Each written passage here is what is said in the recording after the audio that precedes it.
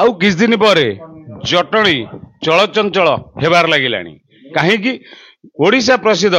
ଜଟଣୀ ଗଣେଶ ପୂଜା ଥିଲାବେଳେ ଜଟଣୀ ଉତ୍ସବମୁଖର ହବାକୁ ବସିଲାଣି। କିନ୍ତୁ ଏଠି ଗୋଟିଏ ଜିନିଷ ବ୍ୟତିକ୍ରମ ହେଇଛି। ବିଧାୟକଙ୍କର ସମସ୍ତ ସହଯୋଗ ରହିଥିଲା ବେଳେ ବିଧାୟକ ଗଣେଶ ପୂଜା ନେଇ କଣ କହିବେ? ତତ୍ସହିତ ବିଧାୟକଙ୍କର ଗୋଟେ ସହଯୋଗୀ ତଥା ତାଙ୍କ ପାରିବାରିକ ସଦସ୍ୟ ଯିଏ କୁନେଇ ମହାପାତ୍ର, ସର୍ବଜନ ବିଦିତ କୁନେଇ ଭାଇ, ସେ ଇୟଦାମରେ ଆଉ ନାହାନ୍ତି। ତାଙ୍କ ଦାରୁଣ ଦୁଃଖ ବିଜେଡି ସହିତ ଅନ୍ୟାନ୍ୟ ଦଳର କର୍ମୀ ଆଉ ତାଙ୍କ ସହିତ ଯୋଗାଯୋଗ କରୁଥିବା ଲୋକଙ୍କ ସହିତ ମର୍ମାହତ କରିଛି। ଏ ସମ୍ପର୍କରେ ଆମ ସହିତ ଅଛନ୍ତି ବିଧାୟକ, ସିଏ କଣ କହିବେ? ପାରମ୍ପରିକ ରୀତିରେ ଜଟଣୀର ଗଣେଶ ପୂଜା ଉତ୍ସବ ନିଶ୍ଚିତ ଭାବରେ ଭାରତବର୍ଷର ଏକ ପ୍ରସିଦ୍ଧ ପୂଜା ଉତ୍ସବ ଜଟଣୀରେ। କିନ୍ତୁ ଦୁଃଖର କଥା, ସମସ୍ତଙ୍କ ପାଇଁ ଦୁଃଖ ଏବଂ ପରିତାପର ବିଷୟ। ମୋ ସହିତ ମୋ ପୂର୍ବରୁ ଥିବା ଜଣେ ବିଧାୟକଙ୍କ ସହିତ ଦୀର୍ଘ ଦିନ ସେ କାମ କରୁଥିଲେ। ମୋ ସହିତ ମଧ୍ୟ ଦୀର୍ଘ 15 ବର୍ଷ ମୋର ବ୍ୟକ୍ତିଗତ ସହାୟକ ଭାବରେ କାମ କରିଥିଲେ ସ୍ୱର୍ଗତ ହେମନ୍ତ ମହାପାତ୍ର କୁନେଇ ବାବୁ। ତାଙ୍କର ଅକାଳ ବିୟୋଗ ହେଲା ହୃଦଘାତରେ। ତେଣୁ ସର୍ବପ୍ରଥମେ ତାର ଅମରାତ୍ମାର ସଦ୍ଗତି ସହିତ ତାଙ୍କ ପରିବାର ପ୍ରତି ମୁଁ ଗଭୀର ସମବେଦନା ପ୍ରକାଶ କରିବା ସହିତ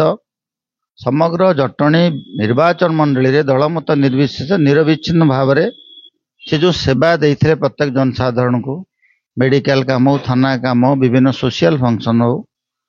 ସେଟା ନିଶ୍ଚିତ ଭାବରେ ଅବିସ୍ମରଣୀୟ ତା ପାଇଁ। ସମସ୍ତଙ୍କୁ ନିବେଦନ କରିବି ତାର ଯେଉଁ ଅକାଳ ବିୟୋଗରେ ସମସ୍ତେ ସହଯୋଗ କରନ୍ତୁ। ତାର ବିଭିନ୍ନ ତାର ଯେଉଁ କାର୍ଯ୍ୟକ୍ରମ କରାହେବ ସମସ୍ତେ ଉପସ୍ଥିତ ରୁହନ୍ତୁ। ଏବଂ ତତ୍ ସହିତ ଜଟଣୀ ନିର୍ବାଚନ ମଣ୍ଡଳୀର ଯେଉଁ ପରମ୍ପରା ଯାହା ପାଇଁ ଜଟଣୀର ପ୍ରସିଦ୍ଧ ଲାଭ କରିଛି, ସର୍ବଭାରତୀୟ ସ୍ତରରେ ଦ୍ୱିତୀୟ ବୃହତ୍ତମ ବିନାୟକଙ୍କର ପୂଜା ଉତ୍ସବ ହେଉଛି ଜଟଣୀ। ମୁମ୍ବାଇକି ଛାଡ଼ିଲା ପରେ ମୁଁ ଭାବୁଛି ଏଇଟା ଆମ ଦ୍ୱିତୀୟ ହେବ ଜଟଣୀ। ସେଥିରେ ସମସ୍ତେ ଦଳମତ ନିର୍ବିଶେଷରେ ଏହି ଉତ୍ସବକୁ ଉତ୍ସବ ମୁଖରିତ କରନ୍ତୁ। ମହାପ୍ରଭୁଙ୍କର ପୂଜା ଉତ୍ସବକୁ ସମସ୍ତେ ରାଜନୈତିକ ଚାପର ଊର୍ଦ୍ଧ୍ୱରେ ରହି, ରାଜନୈତିକ ଭେଦଭାବର ଊର୍ଦ୍ଧ୍ୱରେ ରହି, ଦଳୀୟ ଭାବନାର ଊର୍ଦ୍ଧ୍ୱରେ ରହି ସହଯୋଗ କରନ୍ତୁ। ପ୍ରଶାସନକୁ ସହଯୋଗ କରନ୍ତୁ। ହଜାର ହଜାର ଲକ୍ଷ ଲକ୍ଷ ଲୋକଙ୍କର ସମାବେଶ ହେବ ଏଇ ଜଟଣୀରେ ଆମର ଗଣେଶ ପୂଜା ପାଇଁ। ଶାନ୍ତି ଶୃଙ୍ଖଳାରେ କିଭଳି ଭାବରେ ହେବ ସମସ୍ତେ ସେଥିପାଇଁ ସହଯୋଗ କରନ୍ତୁ ଏବଂ ପ୍ରଭୁ ବିନାୟକଙ୍କର ବିଘ୍ନ ବିନାଶକଙ୍କର ଆଶୀଷ ଲାଭ କରନ୍ତୁ। ଜଟଣୀରେ ଭାଇଚାରା, ଏକତା, ସାମ୍ପ୍ରଦାୟିକ ସଦ୍ଭାବନା ବଜାୟ ରହୁ। ଭାଇଚାରାର ସହର ଜଟଣୀ। ଏକଦା ଭାରତବର୍ଷ ଏବଂ ଭାରତବର୍ଷର ବାହାରେ ବହୁ ରାଷ୍ଟ୍ରର ଅଧିବାସୀମାନେ ଏ ଅଞ୍ଚଳକୁ ସର୍ବଧର୍ମ ସମନ୍ୱୟରେ ଅଞ୍ଚଳକୁ ଆପଣେଇଥିଲେ, ଏଠି ବସବାସ କରୁଥିଲେ। ସେ ଯେଉଁ ସୁସ୍ଥ ପରମ୍ପରା ବିଗତ ଦିନମାନଙ୍କରେ ଜଟଣୀ ନିର୍ବାଚନ ମଣ୍ଡଳୀରେ ଥିଲା, ଆମେ ଚେଷ୍ଟା କରିବା ସେ ପରମ୍ପରାକୁ ଆମର ବଜାୟ ରଖିବା। ଜଟଣୀର ହୃଦ୍ ଗୌରବ ଆଜି ଯେଉଁ ବ୍ୟବସାୟିକ ପ୍ରତିଷ୍ଠାନ ହିସାବରେ ଜଟଣୀର ଯେଉଁ ସ୍ୱତନ୍ତ୍ର ମର୍ଯ୍ୟାଦା ଥିଲା, ନିଶ୍ଚିତ ଭାବରେ ଟିକେ କମିଛି, କାରଣ ବହୁ ବ୍ୟବସାୟୀମାନେ ଜଟଣୀ ଛାଡ଼ି ଦେଇଛନ୍ତି। ଆମେ ମଧ୍ୟ ନିବେଦନ କରୁଛୁ ସେ ବ୍ୟବସାୟିକ ସହର ଜଟଣୀ ତାର ସ୍ୱତନ୍ତ୍ର ସେ ବ୍ୟବସାୟୀ କ୍ଷେତ୍ରରେ ଯଦି ସୁନାମ ଧରିଥିଲା, ବର୍ତ୍ତମାନ ବ୍ୟବସାୟୀ କିଛି ଏପଟ ସେପଟ ହେଇଛି, କିନ୍ତୁ ଶିକ୍ଷା କ୍ଷେତ୍ରରେ ଜଟଣୀର ମାନେ ବିଶ୍ୱରେ ନାଁ ରହିଲାଣି। ଶିକ୍ଷା କ୍ଷେତ୍ରରେ ଗୋଟେ ବିରାଟ ଏଜୁକେସନାଲ ହବ୍ ହେଇଛି ବର୍ତ୍ତମାନ ଜଟଣୀ ନିର୍ବାଚନ ମଣ୍ଡଳୀ।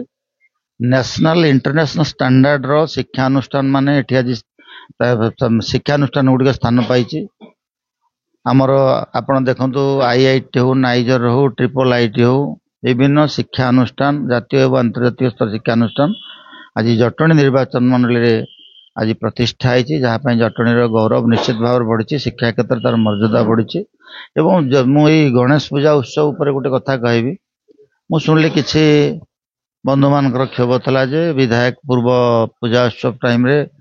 ଡିକ୍ଲେୟାର କରିଥିଲେ ବିଭିନ୍ନ ପୂଜା ଅନୁଷ୍ଠାନକୁ 50,000 ଟଙ୍କା ଦେବେ।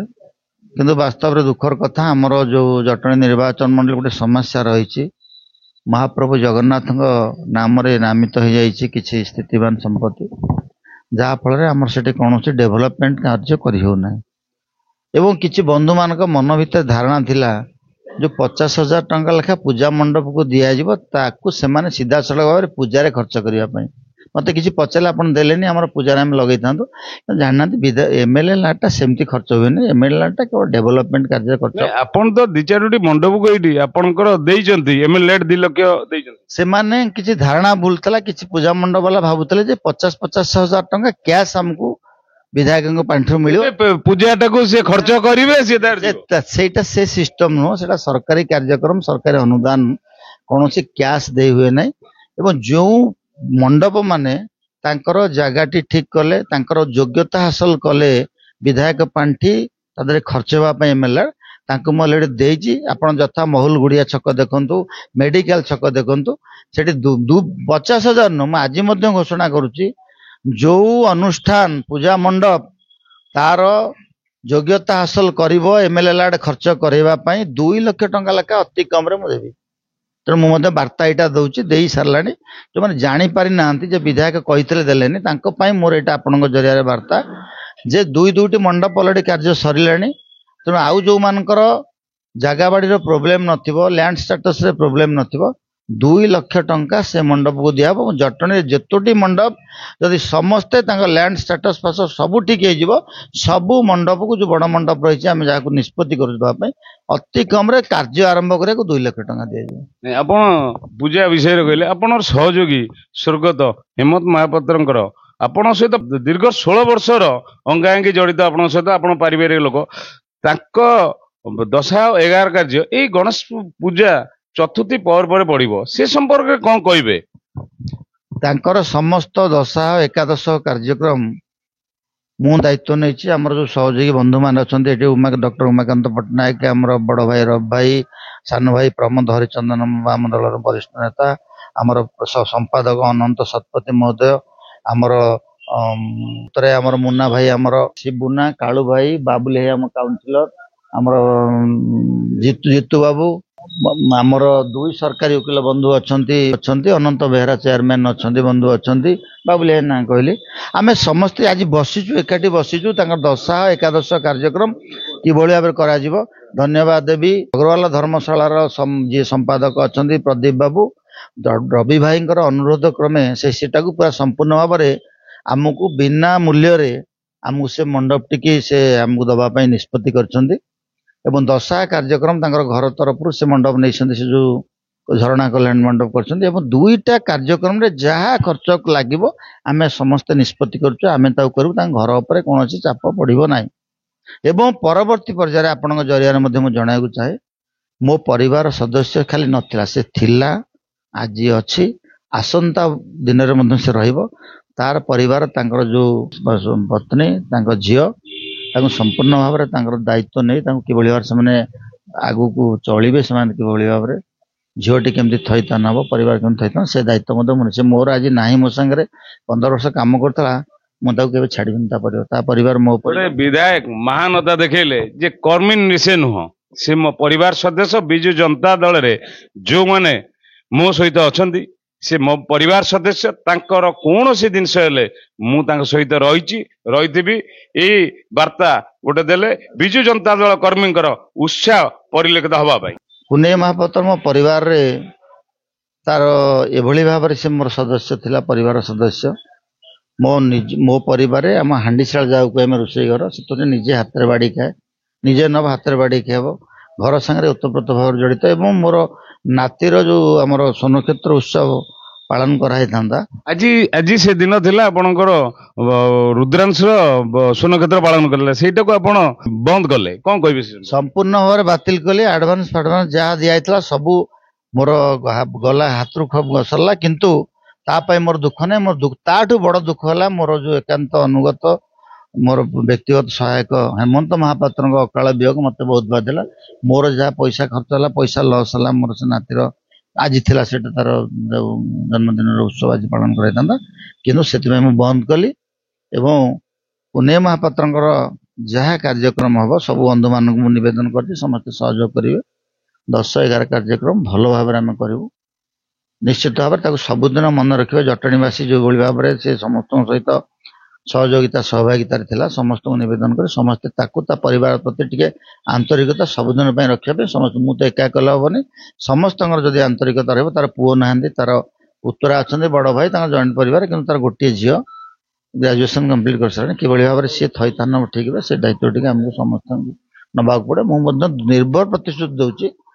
शेष मुहूर्त पर्यंत मुझे सहित परिवार सहित अच्छी ମୁଁ ତ ତାକୁ କୁନେଇ ବୋଲି ଡାକେ ଆଜି ନୁହଁ ବହୁ ଆମେ କଲେଜରେ ପଢିଲା ବେଳେ ମୁଁ ବି ଖୋର୍ଦ୍ଧା କଲେଜରେ ପ୍ରେସିଡେଣ୍ଟ ଥିଲାବେଳେ ମଧ୍ୟ ସେ ମୋ ପାଇଁ ବି କାମ କରିଛି ଆମ ସହିତ ତା ଫ୍ୟାମିଲି ସହିତ ଅର୍ଜୁନ ମହାପାତ୍ର ମୋର କ୍ଲାସମେଟ ସେ ଯୋଉ ତାକୁ ମୁଁ ସାନ ଭାଇ ଭଳିଆ ସବୁବେଳେ ଦେଖେ ତା ମୃତ୍ୟୁ ନିଶ୍ଚିତ ଭାବରେ ଆମମାନଙ୍କ ପାଇଁ ଗୋଟେ ବଡ କ୍ଷତି ଆମମାନେ ଚାହୁଁଛୁ ଯେ ତାର ଅମର ଆତ୍ମା ଶାନ୍ତିରେ ରହୁ ଭଗବାନ ତାକୁ ଶ୍ରୀ ଗଣେଶ ତା ଆତ୍ମାକୁ ଶାନ୍ତି ଦିଅନ୍ତୁ ନିଃସ୍ୱାର୍ଥପର ସେବା ପାଇଁ ଆମମାନେ ସମସ୍ତେ ସହଯୋଗ କରିବା ନିହାତି ଦରକାର ଆପଣଙ୍କ ସହିତ ହେମନ୍ତ ମାହୁତର ଜଡ଼ିତ ଅଙ୍ଗାଙ୍ଗୀ ଜଡ଼ିତ ଆପଣ ଗୋଟେ ସହଯୋଗୀ ବି କହିଲେ ଅଚ୍ୟୁତ ହେବନି କି ଆପଣ ଭାଇ କହିଲେ ଉଚିତ ହେବ ନାହିଁ ସେ ସମୟରେ ତାଙ୍କର ଯୋଉ ଦେହାନ୍ତ ହେଇଛି ସେ ସମୟରେ କଣ କହିବେ ସ୍ୱର୍ଗତ ହେମନ୍ତ ମାହୁତ କୁନେଇ ଭାଇ ସେ ମୋ ବଡ଼ ଭାଇ ତାଙ୍କର ବିୟୋଗରେ ଖାଲି ମୋର ନୁହଁ ଆମ ସମସ୍ତଙ୍କର ଗଭୀର କ୍ଷତି ହେଇଛି ଯୋଉଟା ଅପୂରଣୀୟ କ୍ଷତି ସେଟା କେବେ ପୂରଣ ହେଇପାରିବନି ତେଣୁ ଆପଣଙ୍କ ମାଧ୍ୟମରେ କହିବାକୁ ଚାହୁଁଛି ଭଗବାନ ତା ଅମର ଆତ୍ମା ସଦ୍ଗତି ଦିଅନ୍ତୁ ତାଙ୍କ ପରିବାରକୁ ସହଯୋଗ କରନ୍ତୁ ଆମ ସମସ୍ତଙ୍କ ତରଫରୁ ତାଙ୍କ ପରିବାର ପ୍ରତି ସବୁବେଳେ ସହଯୋଗ ରହିବ ଜଟଣୀ କନଷ୍ଟିଚ୍ୟୁଏନ୍ସିର ସମସ୍ତେ ତାଙ୍କୁ ସେ କୁନେଇ ଭାଇ ରୂପେ ପରିଚିତ ଥିଲେ ମୁଁ ଯେତେବେଳେ ଯାଇଥିଲି ପ୍ରଥମେ ପୋଷ୍ଟମର୍ଟମ ରୁମ୍ରେ ଡକ୍ଟର ଲକ୍ଷ୍ମୀଧର ବେହେରା ଯେତେବେଳେ ପୋଷ୍ଟମର୍ଟମ ସେ କହିଲେ ଏଇ ଲୋକ ଆଜ୍ଞା ଶହ ଶହ ଲୋକଙ୍କୁ ଆଣି ପୋଷ୍ଟମର୍ଟମ କରିଛି ସେ ଆଜି ଏଠିକି ଆସିଲା ତେଣୁ ମଣିଷ ଜୀବନର କିଛି ସ୍ଥାୟିତ୍ୱ ନାହିଁ କିନ୍ତୁ ସେଇଭଳିଆ ବ୍ୟକ୍ତି ବୋଧେ ଜଟଣୀରେ ଆଉ ସେଇଭଳିଆ ବ୍ୟକ୍ତି ତିଆରି ହେବା ବହୁତ କଷ୍ଟ ଏବଂ ଲୋକ ସେବା ଲୋକଙ୍କ ପାଖରେ ପହଞ୍ଚିବା ଏବଂ ମୋର ପର୍ସନାଲ ସମ୍ପର୍କ ତାଙ୍କ ସାଙ୍ଗେ ମଧ୍ୟ ବହୁତ ତେଣୁ ଏଇଟା ଗୋଟେ ଆମ ବିଜୁ ଜନତା ଦଳ ପରିବାରର ଜଣେ ସଦସ୍ୟ ଚାଲିଗଲା ସେଥିପାଇଁ ଆମେ ବହୁତ ଦୁଃଖିତ ଭଗବାନ କରନ୍ତୁ ତାଙ୍କର ଆତ୍ମା ସଦ୍ଗତି ଲାଭ କରୁ ଆତ୍ମା ଶାନ୍ତି ପାଉ ଏବଂ ତାଙ୍କର ଆସନ୍ତା କାର୍ଯ୍ୟ ସୁବିଧା ଭାବରେ ହେବ ସେତେବେଳେ ସମସ୍ତ ବିଜୁ ଜନତା ଦଳ କର୍ମୀଙ୍କୁ ମୁଁ ଅନୁରୋଧ କରିବି ସମସ୍ତେ ଏଥିରେ ସହଯୋଗ